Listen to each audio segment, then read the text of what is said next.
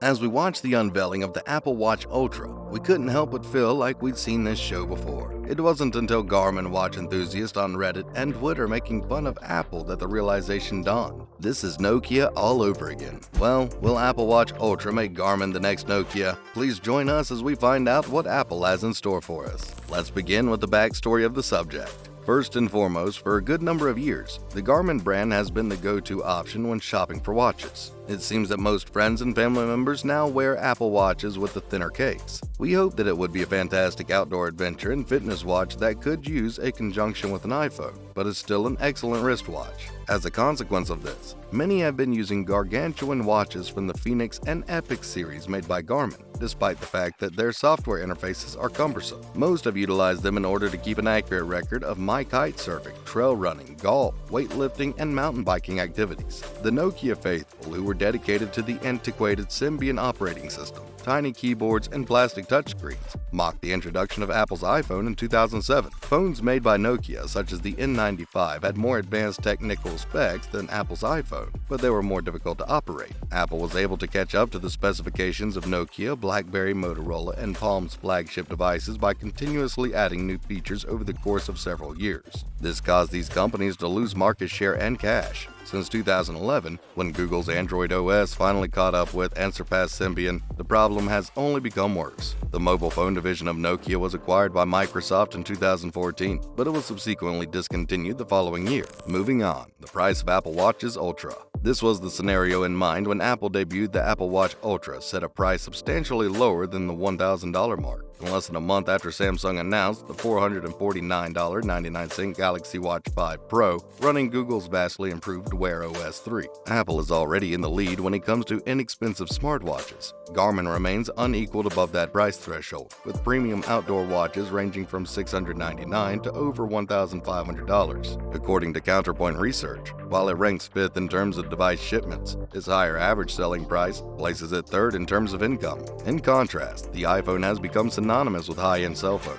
Because of the higher profit margins in this area, Apple wants a larger share of the luxury smartwatch market. The Watch Edition series, Apple's most recent attempt to promote high-priced timepieces, uses precious materials to artificially inflate their prices. This time, more advanced athletes are the target market, and the product's selling factors reflect that. Because of the low starting price of $799 for the first generation, Apple has plenty of room to create later Ultra models with varied features and capabilities. If it meant leaving my phone at home while running off the grid trails or windsurfing off the coast of Western Sahara, I'd gladly pay more for Apple's new emergency SOS satellite message on my wrist in addition to the cellular access. Garmin, for example, offers a bewildering array of watches, ranging in price from very cheap to quite costly, with only minor differences in capabilities between them. Adding on to that, what do we know on the features of the Apple Watch Ultra? The Apple Watch Ultra is plainly inferior to other fitness trackers on the market, such as those given by Garmin, Coros, and others at the same price point. The battery life is the most blatant example. At 36 hours, or possibly 60 hours with a future low-power upgrade, it is far too short for a category that routinely uses weeks.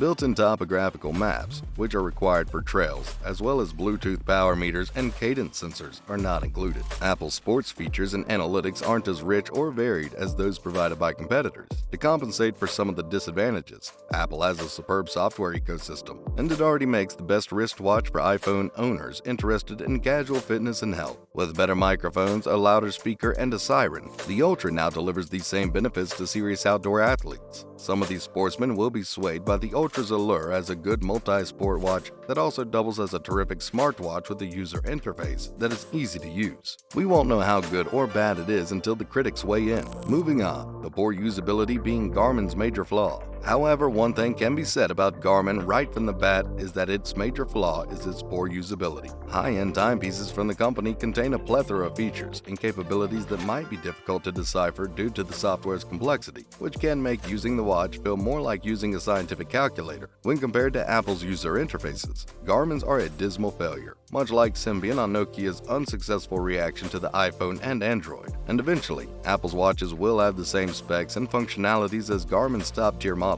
In the immediate term, though, Garmin stands to benefit from Apple's increased focus on robust outdoor smartwatches, and the company's shares rose by more than 3% yesterday. But if we learn anything from Nokia, it's this: if Apple decides to invade your territory and Google cleans up its act, you best be ready to put up a fierce fight or get left in the dust. Waiting to hear back from Garmin. Next up, AirPod Max having weak noise cancellation. The AirPods Max is only a week old, but its active noise cancellation, or ANC, has already begun to weaken. After upgrading to the most recent firmware, version 4E71, we believe the ANC is weaker and less efficient than it was before. Because of my own experience with this frustrating issue, which has been discussed on Reddit for months, I can empathize with those of you who have also encountered it. We both frequently work from home, and for a few days, my AirPods Max did an outstanding job of blocking out my wife's business calls, the barking of our corgi from under my desk, and the sounds of the high-rise construction site outside our window. These days, however, the ANC sounds like the transparency setting on a librarian's computer. One can hear everything around me well, but the volume is turned down across the board. Since installing that firmware upgrade, many have been subjected to a barrage of information that I'd rather not have access to. Following that, Apple pushes iPhone updates to tackle shaky camera and hard reset bugs. On Thursday, Apple released an update to iOS, the iPhone's operating system, which addresses many issues that surfaced in the wake of last week's launch of iPhone 14. Several problems with the new iPhones were widely publicized on social media and in reports, despite the fact that Apple frequently releases software updates after a phone launch due to defects that arise. Notably, iOS 16.0.2 addresses a camera shaking issue in third-party apps like Snapchat and TikTok, where the camera would produce an audible noise when trying to focus. It also corrects an issue that prevented information from being transferred from an older iPhone to the iPhone 14. Sometimes after such a transfer, the new device's screen would be entirely black, requiring a factory reset. Apple has also fixed a copy and paste alert that was previously assumed to be a security feature, but was later revealed to be a flaw. Apple, according to the software changelog, resolved an issue with VoiceOver and a touch issue on older devices. Finally, new MacBook Pros from Apple to be unveiled next month. According to numerous rumors and reports, Apple is planning to release a new MacBook Pro model with processors manufactured at a 5nm scale. According to the rumor, the M2 Pro and M2 Max CPUs are anticipated to be featured in the 14-inch and 16-inch models respectively. There is also the possibility that Apple will launch the Mac Mini in the fall of 2022. In addition, there have been rumors that Apple is working on new models of the iMac and the iMac Pro.